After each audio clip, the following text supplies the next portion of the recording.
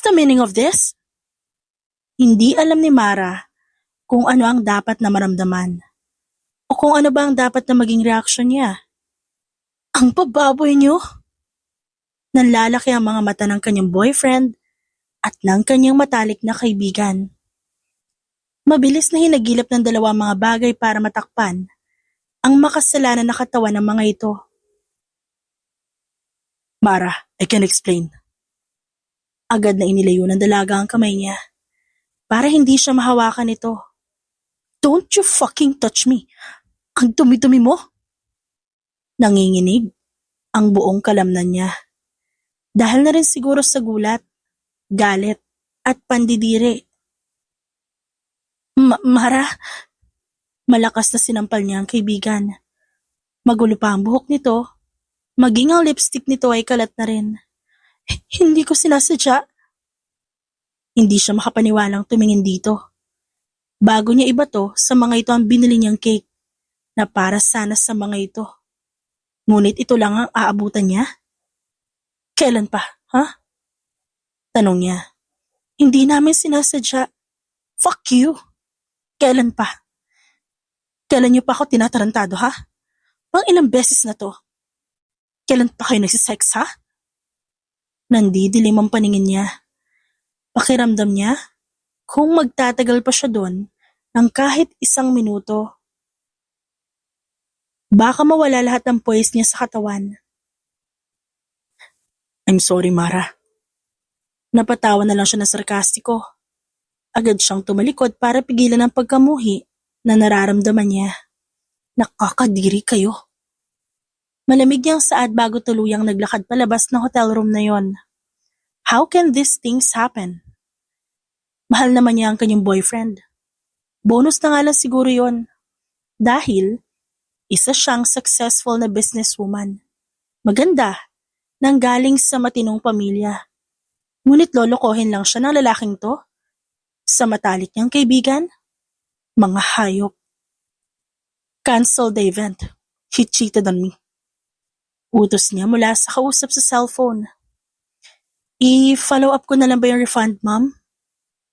Huminga muna siya ng malalim bago mahinang umiling. No, I don't want to touch any money that connected to them. Ang lalaking yon, ang first boyfriend niya. Samantalang matalik niyang kaibigan ng babae, simula nung college sila. Kaya malaki ang tiwala niya sa mga ito. Hindi niya akalain na lolokohin siya ng mga taong pinagkakatiwalaan niya. More martini, please. Itinaas ng dalaga ang shot glass para senyasan ng bartender. Agad naman itong sumunod sa kanya. Alam niya na para siyang lasing ngayon. Ito kaya ang unang beses niyang naglasing sa tanang buhay niya. Hindi niya alam kung paano siya makaka-move on sa mga ito. Hindi lang boyfriend ang nawala sa kanya, pati na rin ang best friend niya. Miss, are you okay? Tanong ng bartender. Do I look okay to you? Inis niyang sagot habang inisang lagok ang alak. Nagsimula nang maging blurry ang paligid niya. Pero ramdam pa rin niya ang kirot sa dibdib niya.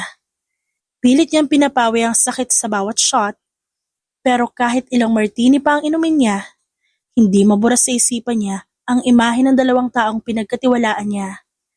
Nakahubad ang mga ito habang magkadikit ang mga katawan sa ibabaw ng kama ng hotel room na yon. Napakagat siya ng labi. Bakit? Tanong niya sa sarili habang pinagmamasa ng sariling refleksyon sa salamin ng bar. Ano ba ang kulang sa akin? Gamit ang nanlalabong mga mata, nag-angat siya ng tingin. Agad naman siyang natigilan at halos mapanganga sa nakita. Isang lalaki nakasuot ng military uniform na nakaupo sa dulo ng bar.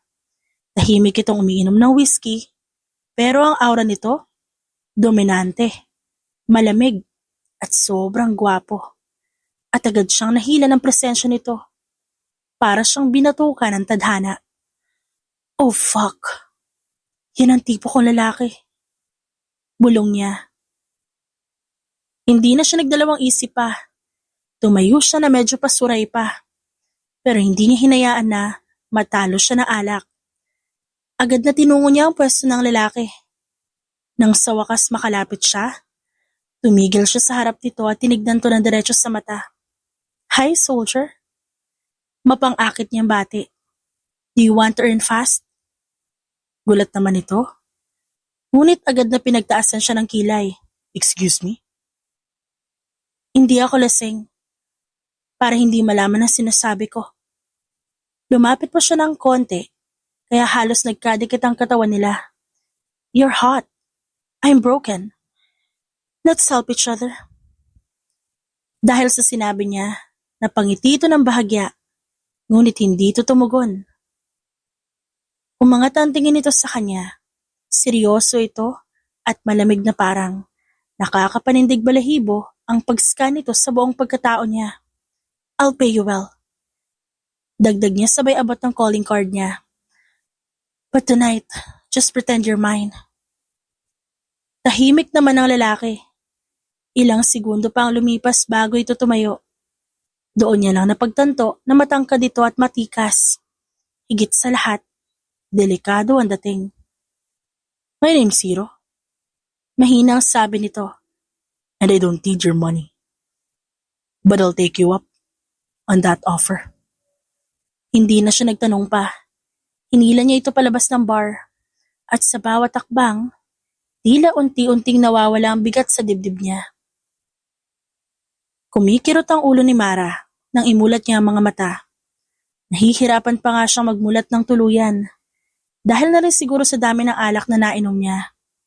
Nang igala niya ang ulo sa paligid, halos mapatalon siya sa gulat.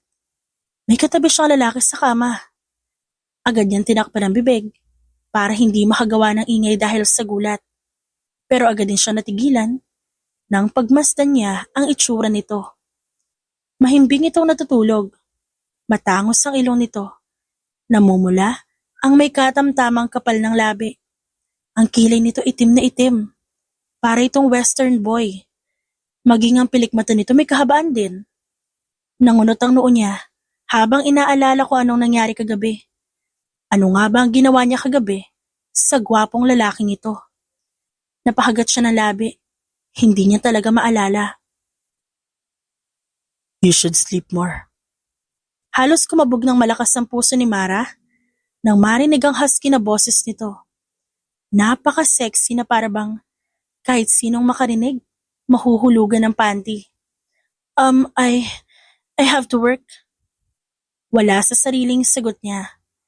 Para bang nahihipnotismo siya sa boses na pinakawalan nito. Iniangat nito ang kamay at masuyo yon na inilapit sa kanyang buhok. Doon na tuluyang nagwala ang kanyang puso. Naramdaman niya ang kakaibang kuryente na dumaloy hanggang sa kaibuturan niya. "You have to rest. You're wild last night."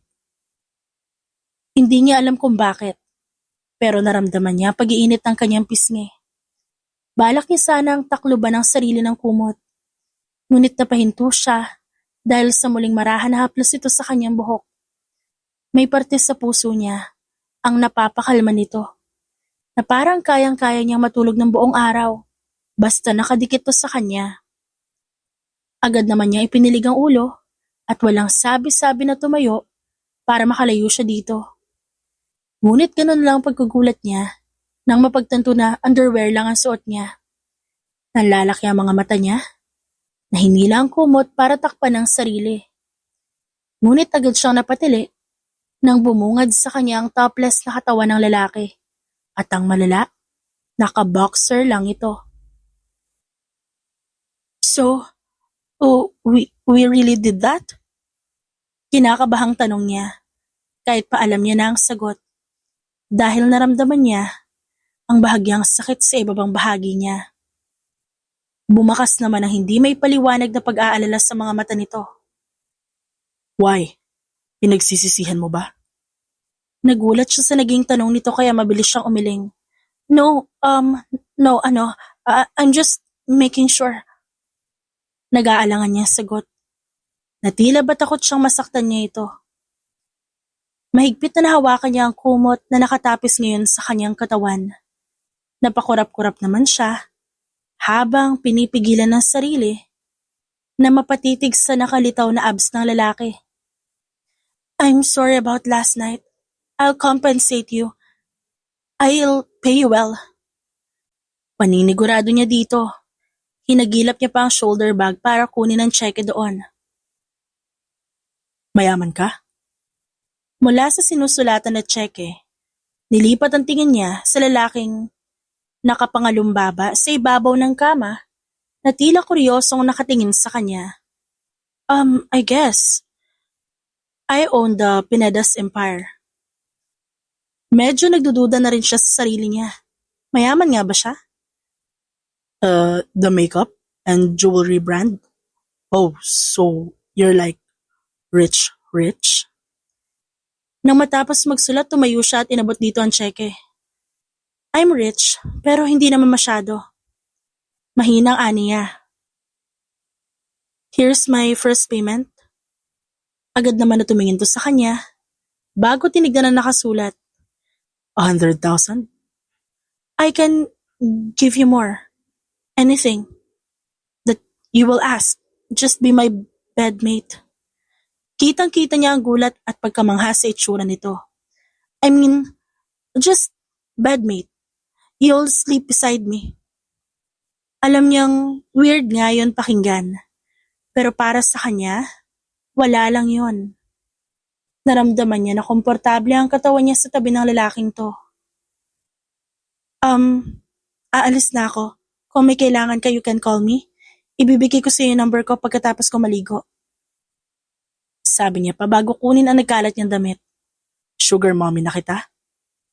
Parang na-amuse pang tanong nito. Natigilan siya at nagkibit balikat. I like you. I like your aura. So, yeah, whatever. Sagot niya bago tuluyang pumasok ng banyo. Binuhay niya ang shower bago nagpakawala ng ngiti. Oh, by the way, I like your costume. Napatingin naman ang lalaki sa uniforme nito na nakalagay sa upuan. What in the actual fuck? Nanlalaki ang mga mata ni Mara nang makita ang news report na nasa iPad niya. Gulat na gulat siya habang nakatitig sa litrato na nakalagay doon. Ang lalaki kasing nasa picture ay walang iba kundi ang lalaking inofera niya na maging bedmate niya. Military general? Nauutal-utal pa niyang tanong. Tinignan naman siya na assistant mula sa rearview mirror. Kilala niyo po siya, ma'am? Tanong nito. Hindi niya lang kilala ang lalaki. Nakasiping niya pa ito at higit sa lahat, binayaran niya pa ito. Gusto niyang maiyak sa kahihiyan. Parang gusto na lang niya tuloy magpalamon sa lupa. Napahiga si Mara sa loob ng sasakyan habang nakatitig sa iPad. Nakahawak siya sa sentido na para bang sasabog na utak niya sa dami ng tanong. Ano ba tong pinasok ko? Bulong niya sa sarili. Napahagat siya sa labi habang pilit niyang inaalala ang bawat eksenang naganap kagabi. You're wild last night. Paulit-ulit na yun na bumabalik sa kanyang isipan. Fuck! Paano ko yun nagawa? Pumikit siya ng mariin at sinuntok ng mahina ang bintana ng sasakyan. Why didn't you tell me that you're a fucking general? Galit na saan niya na para bang naririnig siya ng lalaki kahit wala ito sa paligid. Well, in his defense, wala naman tong sinabi na hindi ito general. Ito lang naman na nag-assume na costume lang ng lalaki yon. Ma'am, okay lang po ba kayo? Tanong ulit ng kanyang assistant. Hindi, obvious din naman, di ba? Buliyaw niya. Natahimik naman ang assistant na tila pinapakiramdaman siya. Humugot ng malalim na hininga si Mara. Pabalikin mo ako sa penthouse. Akala ko po may meeting kayo with the investors. Postpone it. Hindi ako makakausap ng maayos habang iniisip ko yung abs ng general na yon. Muntik na siyang mapatili sa inis. Pagdating niya sa penthouse, agad siyang pumasok sa loob. Tinapon na lang basta ang heels sa gilid. Agad niyang inihiga ang katawan sa sofa, nilagyan niya ng una na muka at agad umungol sa frustrasyon. Inalis niya ang unan sa mukha at tumitig sa kisame. Shucks! Baka iparid ako niyan kapag hindi ko binayaran sa susunod. Sa gitna ng pag-iisip, naramdaman niyang biglang nag-vibrate ang phone niya. Isang unknown number yon. Don't forget to send the rest of the payment. I'm not cheap. Napahagat siya ng labi. Fuck! Ang lakas ng dating ng lalaki kahit sa text. Gusto niyang magalit. Pero mas malakas ang kaba at kilig na nararamdaman niya. Bago pa siya makapag-reply, nag-pop ulit ang notification niya. May picture naman na sinento. Nanlaki ang kanyang mga mata nang bumungad sa kanya ang picture. Halos kumawala na sa ribcage niya ang kanyang puso.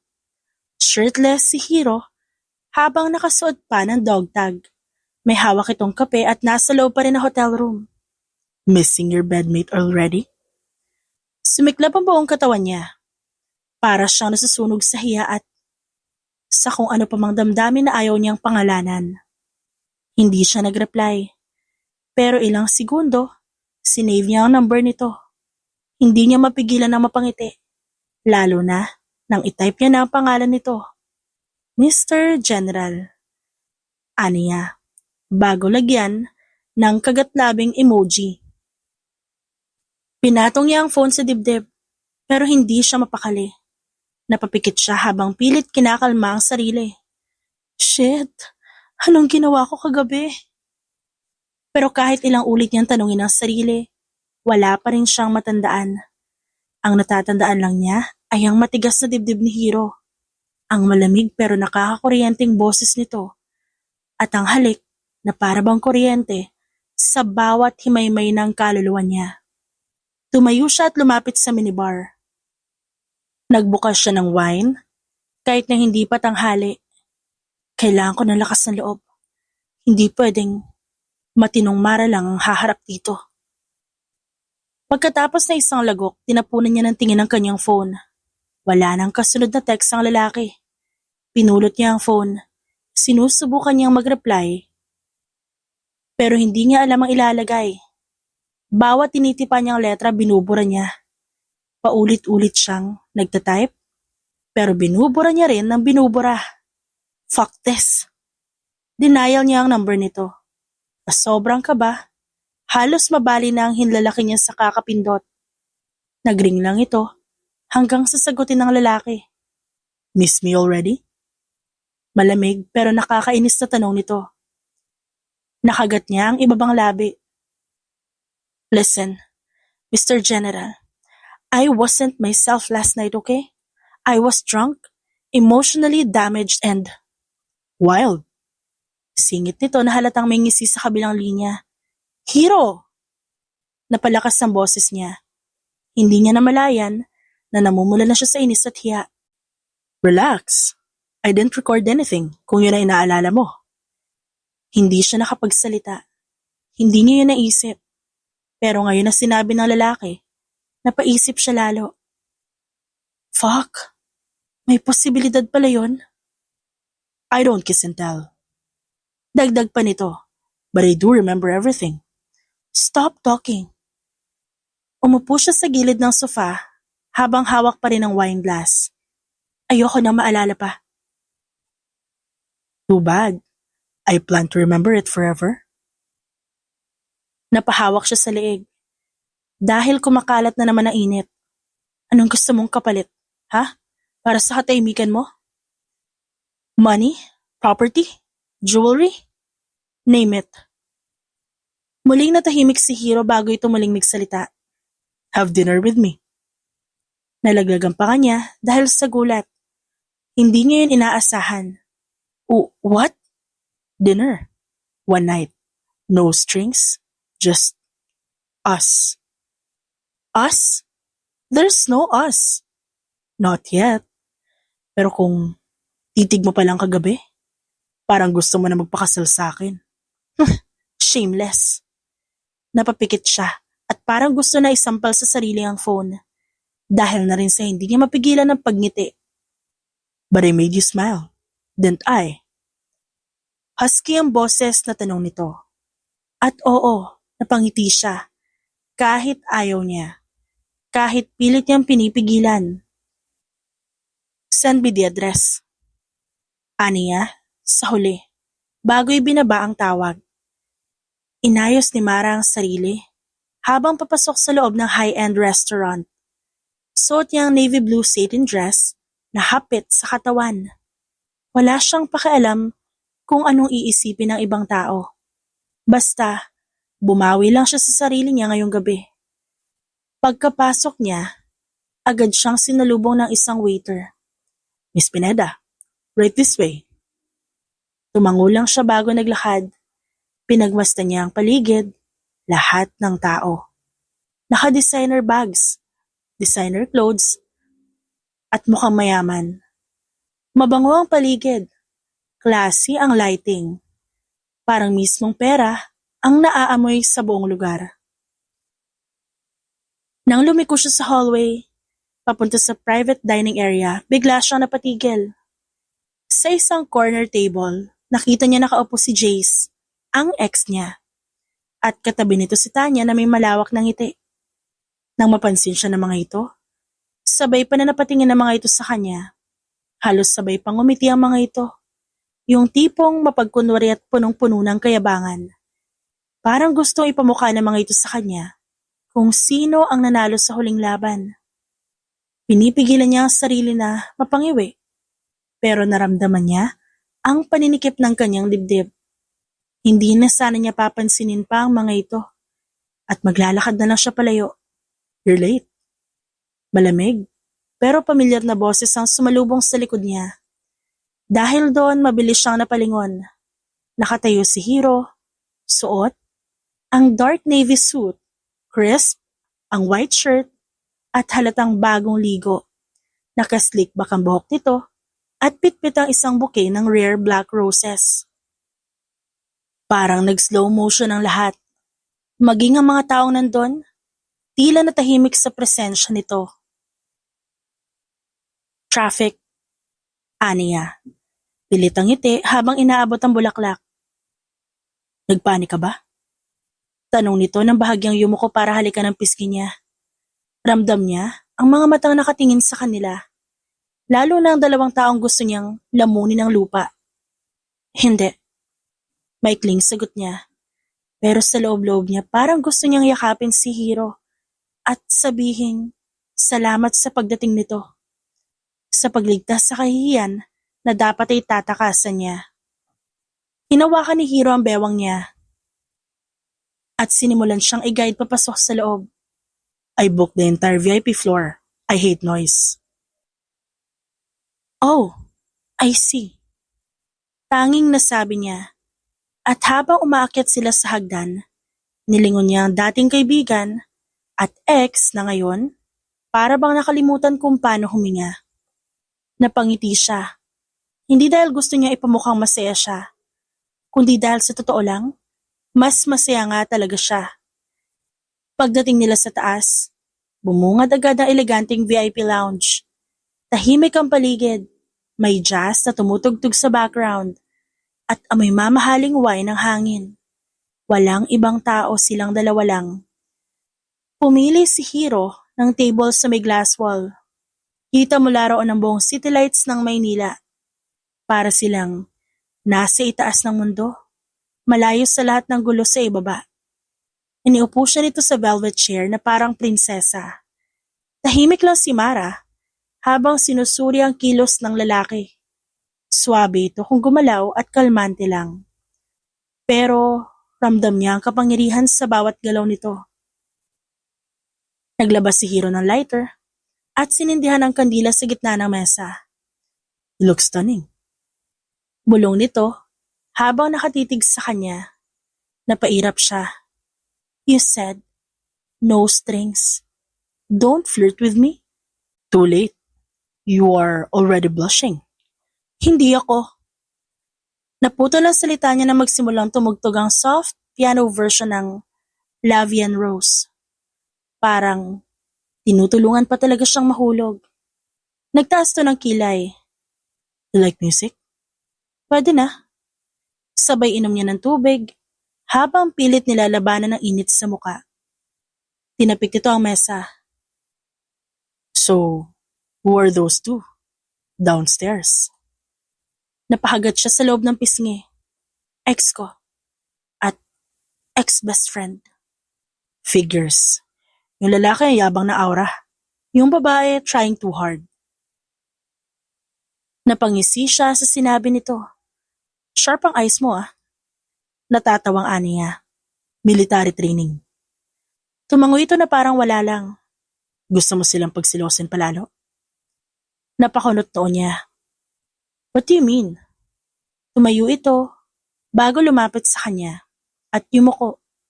Gusto mong magmukhang pag-aari ka na isang general na may hawak sa National Defense? Nanlaki ang mata niya. Hero. Naglabas ito ng phone at may tinawagan na kung sino. Bring the champagne. Pagkababa ng tawag, binalingan siya nito. Bibigyan kita ng show na hindi nila makakalimutan. Baliw ka. Natatawang bulong niya pero hindi siya tumanggi. Hindi na siya umatras. Nang pumalik ang waiter dalang champagne, sabay silang nag-toast. Tumunog ang kristal na baso habang tumatawa sila pareho. Habang sa ibaba sa may dining area, si Tanya hindi na makangiti. Habang si Jace, nakatulala na lang habang pinapanood siya na may bagong mundo na. Isang mundo na hindi kasali ang mga ito. Mara Pineda, what is this? Ang lahat ng tao sa loob ng conference room, napalingon sa ina niya na bigla na lang nagbukas ng pinto at gamit pa ang galit na boses. Mrs. Pineda, hindi na tuloy ang pagbati ng mga shareholders at ibang member dahil na rin sa dire-diretso ang paglalakad ng kanyang ina sa pwesto niya. Malakas na ibinaba nito ang iPad sa mesa. Doon niya nakita ang breaking news tungkol sa kanya. Breaking news. Pineda heiress caught with new lover. Allegedly in a relationship that caused tension with high-profile business deals. Pagbabasa niya sa kanyang isip. You were seen with a new guy last night. Pati na rin o isang gabi na nasa bar ka. May mga footages at random pictures. Tinulungan naman ng assistant niya ang sekretarya niya na palabasin ng mga tao bago niya sagutin ang ina. So what, Mom? So what? Hindi ba at last month, nagpaplano ka ng surprise party para kay Jace? He's your boyfriend. Gusto mo ba masira ka sa isa sa mga supplier natin? At balita ko, nabawasan na 500,000 yung bank account mo. Callboy ba ang lalaking yun? Umayos ka, Mara. You don't even know how to keep yourself in check. I didn't raise you to be like this. Nang tuluyan ng isara ng assistant niya ang pinto, napairap na lang siya. Sana naman, full details ang binigay sa inyo ng private investigator mo, Mommy. Magbabayad ka na nga lang yung kulang-kulang pa sa details. Nakita niya ang pamumulas sa galit ng kanyang ina. You should have asked me first kung bakit or what's happening. You should have trusted me first before making any assumption. Tinignan lang niya ang breaking news at sarkastikong umirap. Mom! Ani Mara, habang tinititigan ng iPad at walang emosyon. I am a 20 years old woman. I'll make my own decision. Niloko ako ni Jace. Anong gagawin ko? Umuwi at magmukmuk sa kwarto ko? And so what? Ano naman ngayon kung mawalan ako na isang supplier? I am your daughter. I am a businesswoman. I made my own empire. Hindi ako masisira kapag nawala ang isang supplier lang. Hindi na nga niya inisip ang nakita niya. Ayaw niya itong maalala. Sa ilang araw na nakalipas, pilit niya itinatabo yun sa kanyang isip. Oo, aaminin niya. In denial siya. At ano naman? Bahala ka na, Mara. Huwag mo lang sabihin na hindi kita sinabihan. Huling saad ng kanyang ina bago ito tuluyang umalis. Ito na naman ang kanyang ina. Hindi man lang siya nito intindihin. At lahat pala ng pinaghirapan niya para magtagumpay sa buhay. At maging maayos sa paningin ng ina wala pa rin. Useless pa rin. Nagpakawala siya ng buntong hininga at kinuha ang cellphone. Hey, are you busy? Can we meet tonight? Hindi agad sumagot ang nasa kabilang linya. Pero kahit papaano nakaramdam siya ng kakalmantihan. No problem. Susunduin kita. I'll cook for you. Anong gusto mong kainin?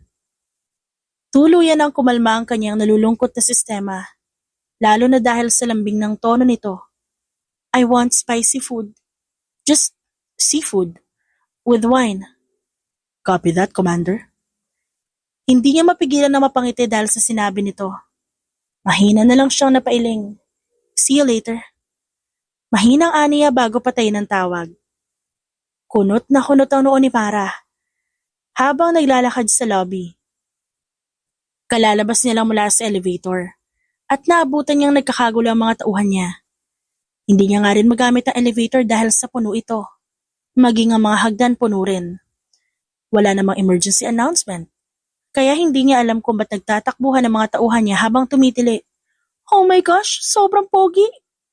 Tignan mo, yung biceps sobrang yummy. Oh my God! Hindi na sana yan papansinin ni Mara. Pupunta na lang siya sa parking lot dahil mukhang wala pa naman si Hiro. Baby. Agad siyang napalingon ng marinig ang pamilyar na boses. Nang lumingon siya, nakahawi na ang mga tauhan niya at natira siya sa gitna. Ganun na lang ang pagkagulat niya na makita si Hiro sa gitna ng maraming tao na may hawak na malaking bouquet ng bulaklak. Napakatikas ng tayo at nag-uumapaw ang karisma. Halos mahulog ang panga niya dahil na rin sa hindi niya mapigilan ang pagtibok ng puso niya ng malakas. Gosh, siya ba yung nasa balita na new boyfriend ni ma'am? 10 times na yummy sa ex niya. Rinig niyang komento ng isa. Hiro. Hindi makahingang saan niya. Unti-unti itong lumapit sa kanya. Hindi ito nakangiti. Pero kitang-kita niya ang pagliwanag ng mukha nito. I missed you. Nagulat pa siya nang hagkan siya nito sa noo. Let's go. Narinig niya ang malakas na tilian ng mga tauhan. Nakakaramdam siya ng pamumula ng pisngi. Naglakad na sila pupunta sa parking lot. Iniiwan ng mga kuryosong mata sa lobby. Thank you. Tanong ni Hiro habang binubuksan ang pintuan ng kotse para sa kanya. Sa effort, sa bulaklak, sa lahat. Aniya habang pumapasok sa loob. Inamoy niya pa ang bouquet bago ito ilapag sa tabi. Sumakay na rin si Hiro sa driver's seat at pagkapasok nito, agad niyang naramdaman ang presensya nito na para bang sinadya para guluhin ang sistema niya. Tahimik lang silang dalawa habang umaandar ang kotse. Tinitigan niya ang side profile nito. Ang matangos nitong ilong, ang matapang na panga, ang mapupulang labi na parang sinusumpa siya sa bawat iglap. Hindi niya kayang tiisin pa. Hiro. Tumingin to sa kanya. Hindi agad to nagsalita pero bumagal ang takbo ng kotse hanggang sa tuluyang huminto sa gilid ng daan. Lumingon ito kaya naman nagtagpo ang kanilang mga mata bago marahang umiti. I know what you're thinking. Hindi mo alam. Bulong niya. Habang lumalapit ang mukha niya dito. I do. Sagot nito at sa isang iglap lang, nagtagpo ang kanilang mga labi. Mainit ang pagtatagpo ng kanilang mga labi. Ngunit marahan ang bawat galaw. Wala nang pakialam si Mara kung may makakita. Hindi ito simpleng halik para sa kanya.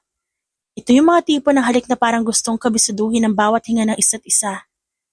Hinawakan siya ni Hiro sa batok na mas pinapatagal pa ang halik. Gumanti siya ng mas mariin.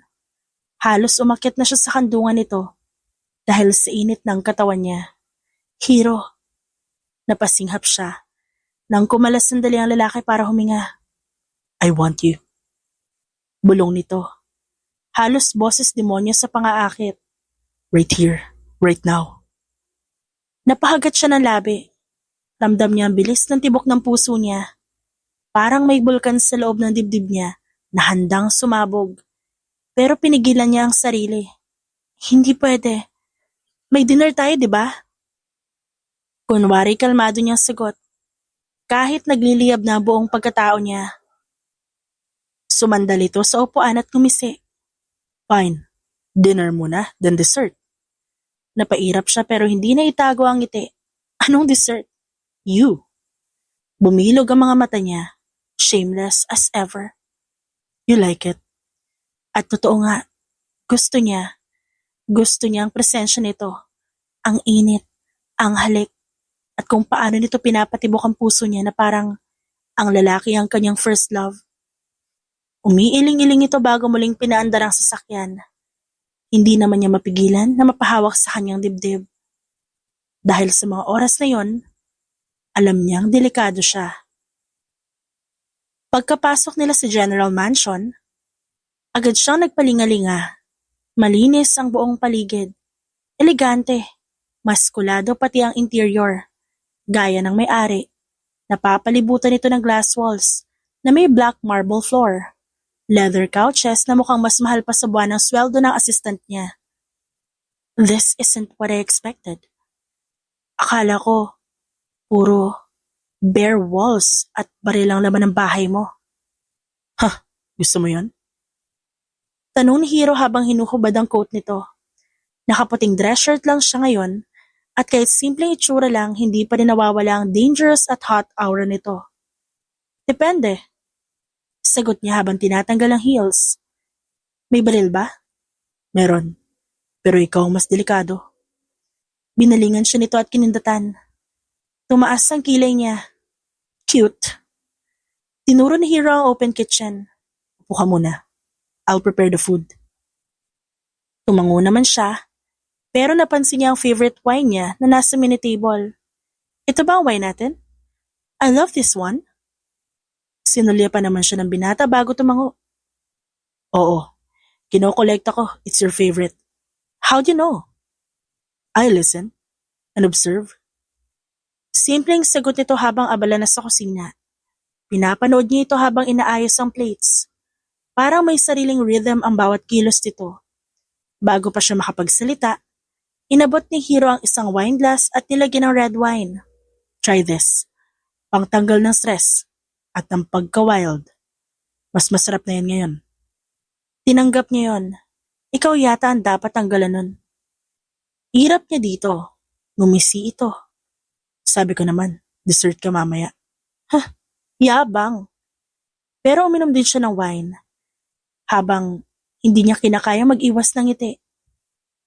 Napapamura na siya dahil sa itsura ng lalaki. Napakagwapo nito. Lumapit ang binata sa mesa.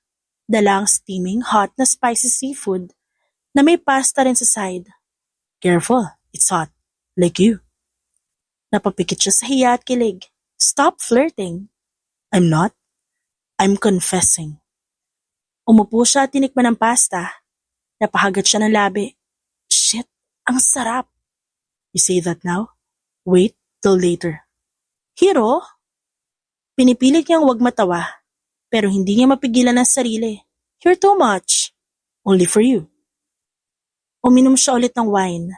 Ramdam niya ang pag-iinit ng katawan niya. Hindi lang dahil sa spicy seafood na kinakain nila ngayon, kundi dahil mismo kay Hiro. Sa tingin nito, sa boses, sa lahat. Tumigil ka na. Baka di na kita mapigilan mamaya. Tumawa lang ang binata pero seryoso ang mga mata. Then don't. Alam na alam ni Mara, this dinner might be just something that will turn something she can never walk away from. Uminom siya ulit ng wine habang pilit na pinipigilan ng kaba. Pero hindi niya rin mapigilan ang pagkapako ng tingin sa bawat galaw ni Hiro. Parang kaya nitong sirain lahat ng pinaghirapan niyang kontrolin. Anong nilagay mo dito? Tanong niya. Sinusubukang maging normal ang tono. Ang sarap, para akong sinampal ng langit. May konting chili oil, secret herbs, and love. Natawa siya. Corny mo? Pero kinilig ka. Hindi sinungaling. Tumayo ang binata para mag-refill ng wine. Naunang makalapit ang presensya nito kesa sa mismong katawan. Ang bango ng binata. Hindi yun matapang pero malalim. Amoy lalaki. amoy tukso.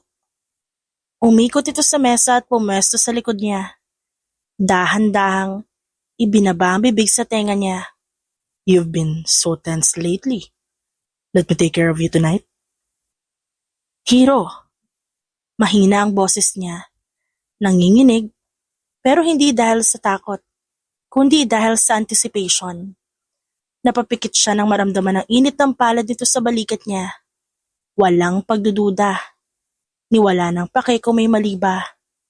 Tumigil ito at naglakad pabalik sa upuan nito. Para siyang kinuryente sa bawat segundong nawala ang haplos nito sa katawan niya. Nagpatuloy sila sa pagkain. Natahimik silang pareho pero hindi awkward, kundi nakakapaso. Parang nagsisigawan ang mga mata nila kahit wala silang sinasabi. I never thought you'd want to see me tonight. Nagkibit balikat siya. Neither did I. Anong bago? Ewan, gutom ako. Gutom saan? Tanong nito na may nakakalokong ngiti. Hiro! Tinapik niya ang braso nito pero hindi rin siya nakaiwas sa kilig. Ang ganda mo pag naiirita. Sexy. Itatapon ko tong hipon sa'yo, sige. Babala niya, pero hindi niya rin nagawang pigilan ng pagtawa. Tumayo ulit ang binata pagkatapos ng huling subo ng pasta. Lumapit ito at inilapit ang mukha sa kanya. Dessert? Anong dessert? You. Napasinghap siya. Walang humor ang tono ni Hiro. Seryoso ito. Puno ng pagnanasa ang tingin. Tumayo din siya pero hindi siya umatras. Sa halip, hinarap niya ito ng buong tapang. Sigurado ka? Tanong niya. I've never been more sure. Pilit niyang sinupil ang sarili, pero tinablan siya sa lalim ng boses nito. Baka pagsisihan mo. Hinding-hindi. Muling lumapit ang binata, kaya tuluyang nagdikit ang katawan nila. Wala nang distansya. Narinig niya ang malalim na paghinga nito. Wala kang idea kung gaano ko to pinangarap. Dahan-dahan itong hinawakan ng kanyang pisngi. Mainit ang palad nito. Para siyang nilulubog sa mainit na honey. Napapikit siya habang unti-unting lumalapit ang labi nito. At nang maglapat ang labi nila, nawala ang mundo. Mainit ang halik, mapang-angkin, walang pake kung gumuho ang paligid. Hinawakan siya nito sa bewang, hinila palapit, bago siya gumanti ng mas mapusok na halik. Wala na siyang kontrol sa sarili. Puro damdamin na lang ang pinairal. Hinapit siya ni Hiro papunta sa counter. Inaangat siya nito bago pinaupo sa granite top. Habang magkadikit ang kalabi nila, tumigil sila saglit para huminga. Pero hindi na rin nakatiis ang isa't isa. Nagtama ulit ang kanilang labi. Mas malalim, mas madiin. Your lips. Bulong ni Hiro sa pagitan ng halik. I can't get enough. Hinila niya ito palapit. Inikot niya ang bintis sa bewang nito. Then don't stop. Bumaba ang halik nito sa leeg niya. Napasinghap siya. Hiro. Yes. Bed. Now. Hindi na naghintay si Hiro. Binuhat siya nito na parabang wala man lang siyang kabigat-bigat. Nakadikit pa rin ang labi nila habang binabaybay nila ang hallway ng mansyon. Binuksan nito ang isang pinto ng master's bedroom. Madilim pero may malamlam na ilaw mula sa mga lamp. Inihiga siya nito sa kama. Hindi niya na alam kung saan natapon ang heels niya, ang dress, kahit ang sarili niya. Ang natatandaan na lang niya ay ang mga mata ni Hiro. Kung paano siya nito titigan. Para bang isa siyang importanteng bagay, hindi laruan, kundi isang kayamanan. I want all of you. At sa gabing yon, hindi siya tumanggi, hindi siya umatras. Dahil kahit anong sabihin niya, kahit anong pagdideny niya, gusto rin niya si Hiro. Hindi lang katawan nito, hindi lang ang halik nito. Gusto niya ito ng buo. Nagising siya sa init ng hininga nito sa batok.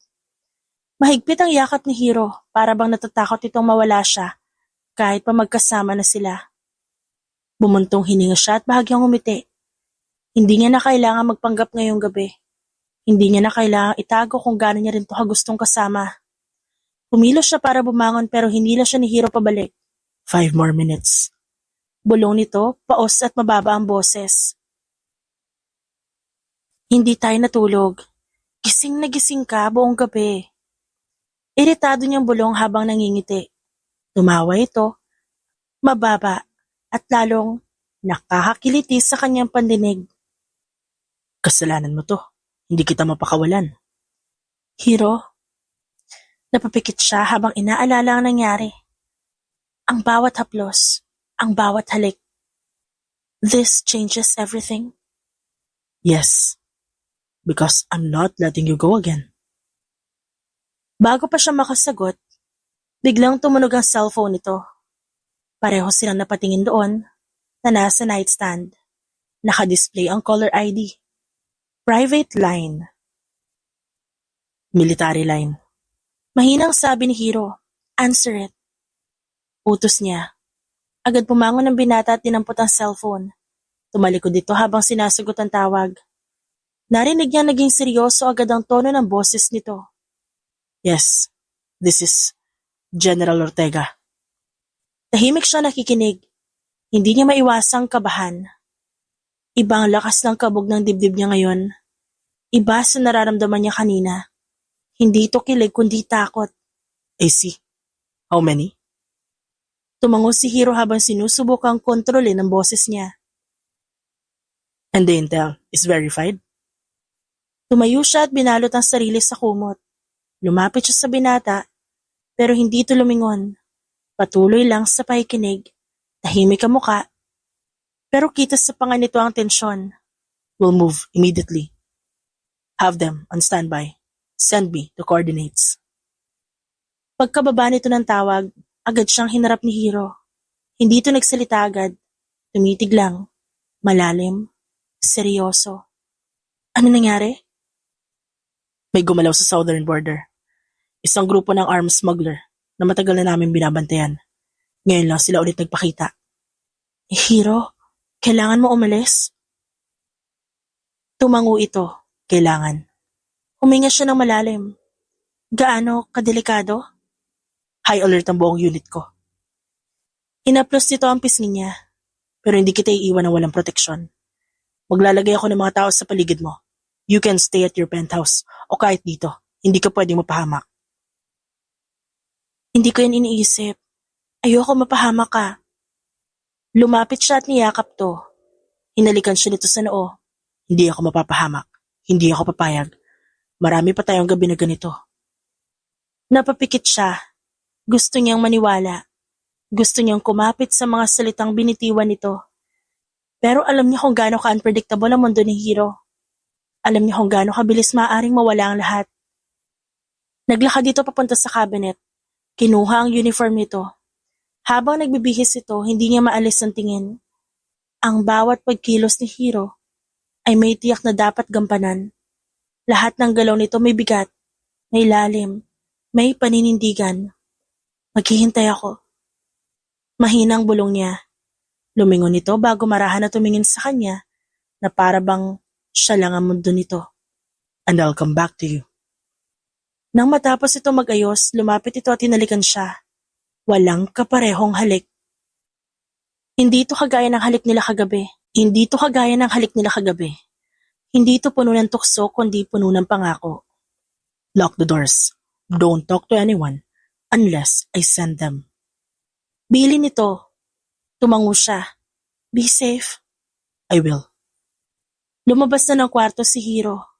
Mula sa bintana, tanaw niya na sumakay ito sa isang sasakyang nakapark sa gilid ng mansyon. May kasabay itong dalawang sasakyan pa, parehong tinted, at pawang mula sa military convoy. Naiwan siyang nakatayo sa bintana ng master's bedroom. Tahimik ang buong mansyon, pero maingay ang dibdib niya.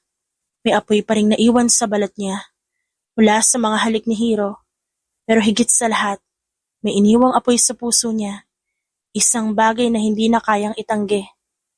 Nanatili siya sa bintana, at tinanaw ang sasakyang papalayo. Alam niyang kahit ano lakas ng loob niya, walang kasiguraduhan sa susunod na oras. Pero isa lang ang alam niya, babalik si Hiro at hindi na ito aalis na hindi siya sasama. Kinuha niya ang cellphone at nag-type ng mensahe. Come back safe, please. Ilang segundo lang nag-reply ito. For you, I will. Halos isang buwan na ang huling text ni Hiro sa kanya. Niwala siyang balita dito. Ngunit ang naging operasyon ng mga ito, naka-plaster sa lahat ng TV stations. Pero hindi naman nababanggit ang pangalan ng general. Ang alam niya, 5 sa mga militar ang nasawi at halos 30 ang sugatan. Hindi niya alam kung kailan yan matatapos, pero higit siyang nag-aalala kay Hiro. Dahil na rin siguro sa natatakot siya na hindi niya maamin dito ang totoong nararamdaman. Na late niya nang napagtanto na in love na pala siya dito. Paano kung mahuli na siya? Paano kung habang buhay niya nang hindi yun masabi sa binata? Ma'am, may mga new proposals na pinadala. I-review mo na ba ngayon? Itinaas niya ang tingin sa assistant at tumango. Yes, para matapos na. Hindi naman sumagot ang assistant niya. Natahimik ito. Hindi ko alam kung ano nangyayari, ma'am. But you should take a break. Halos 1 buwan ka na pong lulong sa trabaho. Wala ka pang maayos na pahinga. Hindi niya ito pinansin. Binasa niya lang ang mga papeles. Ilang beses na rin po nagtangkang pumasok sa Sir Jace. Alam na ng buong bansa ang affair nila ni Miss Tanya. Tumikim siya at kinuha ang tasa ng kape. I know, they deserve the karma. Si General Ortega. Natigil siya sa pag-inom at agad tinignan ng assistant. May nagsabi mula sa mga tao natin sa loob ng military na sugatan siya. But he's recovering. Ito ba ang dahilan? Kung bakit hindi siya kinokontak ng binata? Dahil napahamak ang buhay nito? Binitawan niya ang tasa at tumayo. Saan siya ngayon? Wala pong eksaktong location, pero may lumabas na confidential memo. Sinasabing nasa recovery facility siya. May mahigpit na security. Hindi siya nag-isip. Kinuha niya ang coat at handbag. I'll find him. Ma'am! Cancel all the meetings. Kung may magreklamo, sabihin mo emergency. Naglakad siya palabas na opisina. Mabilis at matalim ang bawat takbang niya. Walang kahit sino makakapigil. Hindi na siya makapaghintay. Hindi na siya kakainin ng takot. Hahanap siya ng paraan para makita si Hiro. Dahil kung hindi siya kikilos ngayon, baka huli na ang lahat. Kinuha niya ang cellphone at may agad tinawagan habang nasa sasakyan. Ilang numero ang tinawagan niya mula sa contact, mula sa nakaraan. Mga taong may utang na loob sa kanya. Percy, where is General Ortega? Marami ang umiwas sumagot. May mga natakot. May mga nagsasabing classified. Pero hindi siya sumuko. Sa bandang huli, isang boses ang nagbigay ng clue. Isang private compound sa Bataan. May mga helicopter na naka-assign para lang sa medical transport. Kung makakapasok ka, baka may chance. Iyon lang ang kailangan niya. Bumiyahe siya agad-agad, kinontak niya ang chopper. At hindi siya nagpaalam kanino man. Dumiretso siya sa Bataan habang tinutumbok ang coordinates na nakuha niya. Paglapag ng helicopter, agad siyang hinarang ng armadong sundalo, pero hindi siya nagpatinag. I'm here. To si General Hiro Ortega. Tell him, Mara Pineda is here. Nagkatinginan ng mga sundalo. Isa sa mga ito ang tumawag sa radyo. Ilang minuto lang naman ang lumipas, isang opisyal ang lumapit. Ma'am, bawal ang civilian. I'm not leaving. Sabihin mo sa kanya ngayon. Walang nagawa ang opisyal. Tumalikod dito. At pumasok sa loob ng compound. Sa bawat segundo ng paghihintay niya parang may kumakalas sa loob niya. Bawat ihip ng hangin, bawat yapak ng sundalo, lahat yun pinapakinggan niya. Pero tanging isang tao lang ang gusto niyang marinig. Isang boses lang ang gusto niyang maramdaman ulit. Pagkalipas na ilang minuto, bumukas ang pinto. Isang lalaki na naka-uniform ang lumabas. Nakasakay ito sa wheelchair. May benda sa kaliwang braso. May bakas ng sugat sa gilid ng muka. Si Hiro. Tumigil ang mundo niya. Mara? Hindi siya nakasagot. Sa halip tumakbo siya papalapit. Agad siyang lumuhod sa harap ng wheelchair nito. Hinawakan niya sa kamay ang binata, bago pinisil ang mga yun na mariin. Bakit di ka tumawag? Bakit hindi mo ako kinontak? Nanginginig ang boses niya, pero pinilit niyang kontrolin ng luha. Sorry, I didn't want you to see me like this. Like this? Hiro? I thought I lost you. Akala ko hindi mo na ako babalikan. Akala ko hindi mo natutuparin yung mga sinabi mo. Akala ko hindi ko na masasabi sa'yo na, Mara, I love you. I love you. Natahimik ang paligid. Maging ang mga sundalo na nasa paligid, napatigil sa pagkilos. Parang pati ang hangin, natutong makinig. I should have told you earlier. Pagpapatuloy niya, habang mariing pinipigilan ang pagpatak ng luha. Pero ang totoo, natakot ako masaktan. Natakot akong mahuli na ako. Hinila ni Hiro ang kamay niya. Mahina pa rin to, pero mahigpit ang pagkakahawak na may pag-iingat. Hindi mo na kailangan matakot. Dahil kahit anong mangyari, ikaw lang ang gusto kong balikan. Yumuko siya at tinalikan ng likod ng palad ng binata. Nang magangat siya ng tingin, nakangiti na si Hiro, kahit halatang hirap pa rin. Kailangan mo ng pahinga. Sabi niya, marahan siyang tumayo at inakbayan to. Hinila siya ng binata papalapit. Niyakap siya nito gamit ang isang braso. Mahina man, ramdam niya pa rin ang init. Ramdam niya ang pangakong dala ng yakap nito. Sa wakas, alam na ni Hiro. Hindi na siya kailangan magpanggap. Hindi niya na kailangan magtago. At hindi na siya natatakot na mahuli. Dahil sa harap niya ngayon, nakaupo ang lalaking minahal niya at hindi na ito aalis. Dito ka muna. Bulong ng binata habang hindi pa rin binibitiwan ang pagkakayakap. Huwag mo na ako iwan ngayon. Hindi na ako aalis. Kahit anong mangyari, dito lang ako. Naglakad sila papasok sa loob ng compound. Dahan-dahan na itinulak ng nurse ang wheelchair ni Hiro. Habang hawak pa rin ito ang kamay niya. Tahimik lang siya, pero puno ang dibdib niya ng emosyon. Takot, lungkot, at sa wakas pag-asa. Pagdating sa private room, agad na nagpaalam ang mga nurse para makapagpahinga ang general.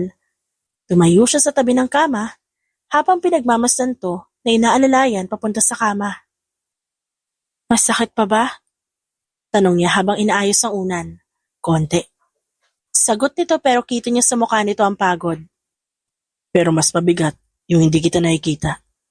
You're the one who didn't contact me? Hindi ba? May pagtatampo pa ang kanyang tono. I'm sorry, baby. Malambing na saad nito. You look tired. Di ka ba natutulog na maayos? Umismid siya habang pinipigilan ang pamumuo ng luha. Well, I couldn't sleep. Kaya nga bala kitang bayaran as bedmate, diba? Ikaw ang sleeping pill ko. Mahina niyang sagot habang nag-iiwas ng tingin. Narinig naman niya ang mahinang pagtawa nito. Kasunod ng masuyong pagkuha nito sa kamay niya. Don't sleep here now. You'll be safe here. Safe? I've never felt safe since you left. Then, let me fix that. Tumayo siya at inayos ang balot ng kumot sa binata. Inabot niya ang maliit na towel at pinunasan ang noon nito. Tahimik silang dalawa. Walang imik, pero sabay ang tibok ng puso nila. Minsan, sapat na ang ganito. Nung presensya lang ng isa't isa ang kailangan. Matagal pa ba ang recovery mo? Tanong niya habang inaayos ang IV line nito. 3 weeks. Pero baka mapaaga kung di ka alis dito. Hiro, you're injured. Di ko sinasabing gagawin natin yun ngayon. Pero gusto ko lang marinig mo na miss kita. Gusto mo ba ng tubig? Hindi. Gusto ko lang ikaw. Dito muna ako. Ayoko pang umalis. Tumango ito bago dahan-dahang pumikit. Thank you. You have no idea how much I needed to see you. Umupo siya sa tabi ng kama. Pinatong ang siko sa kutsyon at tinignan lang ang mukha nito. Kahit pagod ito at kahit may sugat, hindi nawala ang tikas nito. Kahit may benda nga ito, hindi nawala ang lakas ng loob. At kahit ganon, Ngumiti pa rin to sa kanya, and it feels like home. Sobrang nag-alala ako. Nabaliw ako kakaisip kung buhay ka pa. I'm sorry, kung di ako agad nakapagparamdam. Hindi na mahalaga yon. Ang mahalaga ngayon, ligtas ka at nandito ka. Tahimik lang ang binata pero hindi nito binitiwan ang kamay niya. Mainit pa rin ang palad nito. Sa bawat sandaling kasama niya ito, nawala ang lahat ng takot niya. Ilang oras ang lumipas na natili lang siya doon. Hindi niya namalayang nakatulog siya sa tabi nito. Nang magising siya, nakayakap na si Hiro sa kanya. Kahit may benda ang isang braso nito. Mahina ang yakap pero dama niya ang lakas ng damdamin. Hey, masarap pala matulog ng ganito. Napangiti siya. I told you. You're my sleeping pill, remember? Then don't leave. Hindi siya sumagot. Tinignan lang niya ito habang maingat na pinagmamasdan. Saka siya tumayo para kunan ito ng gamot. Tahimik si Hiro habang iniinom ang gamot niya. Hindi niya inalis ang tingin dito. Ano iniisip mo? Nothing. Liar. Nagkibit balikat si Hiro. Baka lang kasi hindi mo gusto ang plano ko. Anong plano? Hindi agad sumagot ang binata. Sa halip, inabot nito ang kamay niya. Pinaupo lang siya nito sa gilid ng kama, habang mahigpit ang hawak nito na parang ayaw siyang pakawalan. Alam mo ba kung ilang beses kong sinabing uuwi ako sa'yo? Pero hindi ako sure kung gusto mo pa rin akong hintayin. Hindi mo na kailangan tanungin yan. I waited for you. Yeah, you waited. Kahit walang text, kahit walang tawag, kahit walang kasiguraduhan kung buhay pa ako. Because I love you. You stubborn general? Napangiti si Hiro. Isa yung ngiting ramdam mong galing puso. Isa akong bagay na hindi nasabi sa'yo nun. E di sabihin mo na ngayon. Takot din ako mawala ka. Kaya gusto kong siguruhin na hindi mangyayari yon. Paano mo gagawin yon? Huminga ng malalim ang binata bago hinugot ito mula sa ilalim ng kumot ang maliit na pouch na nakatago sa gilid ng katawan nito. Marahan niya itong kinuha at kumunot ang noo niya. Ano to? Buksan mo. Binuksan niya na ang pouch. Sa loob nito mayroong isang maliit na kahon. Parang nakita niya na ito sa mga pelikula. Sa mga eksenang hindi niya inakalang mangyayari sa kanya. Nang buksan niya ito, tumambad ang isang simpleng sing-sing. Silver ang kulay, may maliit na bato sa gitna. Hiro, gusto ko tang pakasalan. Wala akong ibang gusto kundi ikaw lang. Kahit kailan, kahit saan, kahit ilang laban pa ang kailangan ko salubungin. Hindi siya makapagsalita agad. Parang may kung anong bumara sa lalamunan niya. Sa dami ng emosyon, hindi niya na alam kung anong uunahin. Hindi ba masyado akong toxic para sa isang asawa? The first time we met, ang akala ko ay available lover boy ka.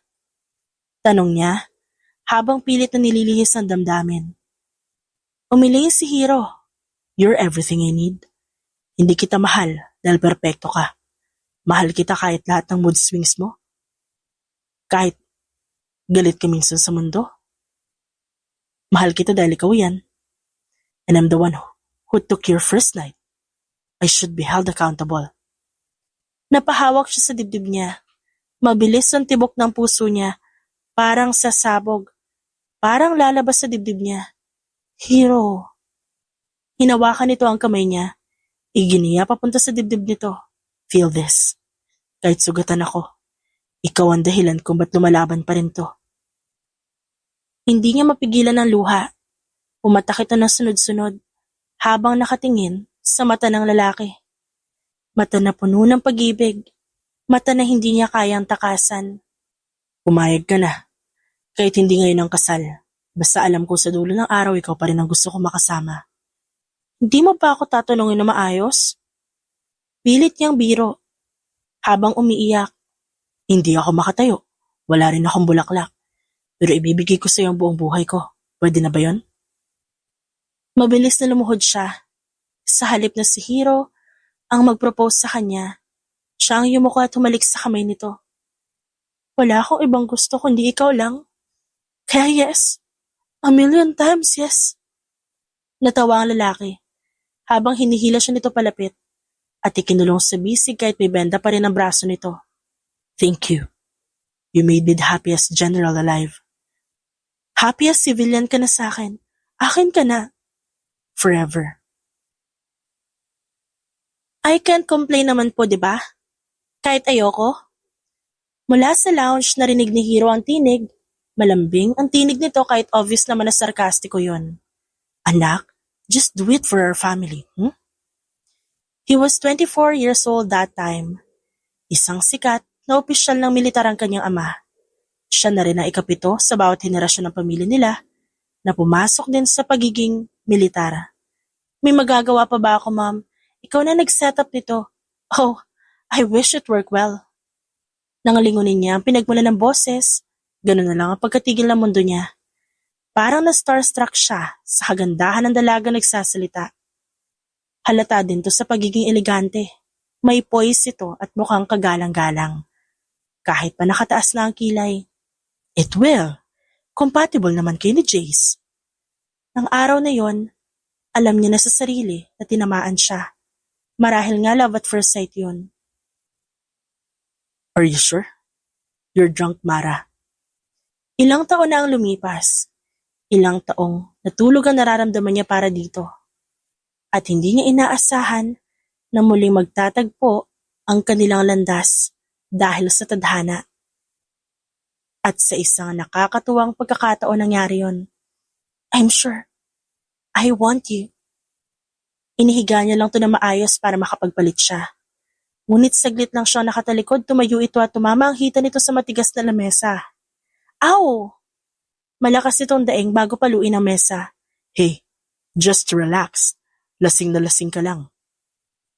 Agad niya itong inalalayan pabalik sa kama. Hindi naman niya mapigilan ng mapangiti. Kahit saglit lang.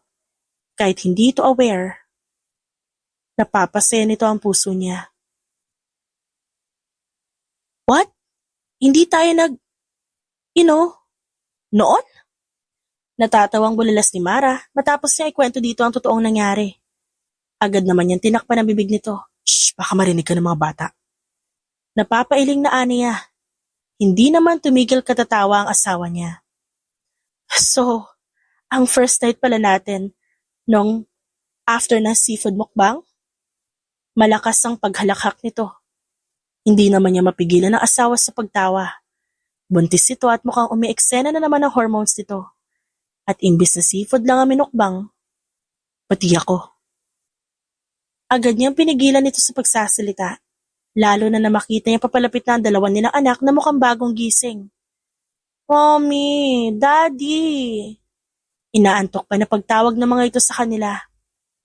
6 na taon na, simula nang maikasal sila ni Mara. Mas lumago na ang negosyo ng kanyang asawa, habang siya naman nanatili sa pagiging militar. Ginamit niya ang sapat na proteksyon para sa mga anak nila at sa mga magiging anak pa. Hi babies! Malawak ang bisig na sinalubong nila ng yakap ang mga ito. Hindi niya lubos sa kalain na makakahanap siya ng kapayapaan at tahanan. Sa babaeng minsan akala niya hindi magiging kanya. I love you so much, baby. Ako po, Daddy. Sabay na tanong ng dalawa nilang anak. Natawa naman tuloy si Mara. Yes, babies, kayo ang tinutukoy ng daddy nyo. Pero huwag kayong magtampo mas love niya ako. Kinikilig na sabi ni Mara.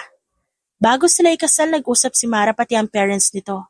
Lalo na ng ina nito na halata niya naman noon na hindi pa rin sang-ayon. Pero nang makita nito na masaya ang anak sa piling niya, tuluyan na ito nagpaubaya. Tuluyan namang nasira at bumagsak ang negosyo ng ex-boyfriend nito. Maging ang agency ng dati nitong kaibigan, itinigil na ang kontrata. Lahat ng yon, mas pinabilis niya. Alam niyang hinayaan lang ito ni Mara, ngunit hindi po pwede sa kanya ang bagay na yon. Ipinangako niyang poprotektahan niya ito sa kahit anong paraan. What if magpakasal ulit tayo?